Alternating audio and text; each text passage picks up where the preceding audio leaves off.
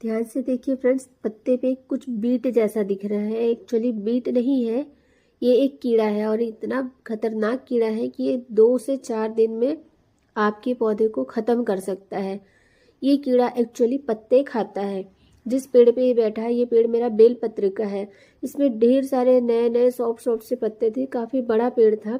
और यहाँ 10 से 12 दिन हो गए लगातार बारिश हो रही है और बारिश की वजह से मैं इस पर स्प्रे नहीं कर रही, तो इस 10-12 दिन में इसने मेरे कम से कम 1.5 फीट के पेड़ को बिल्कुल खाली कर दिया। सारे पत्ते ये खा चुका है।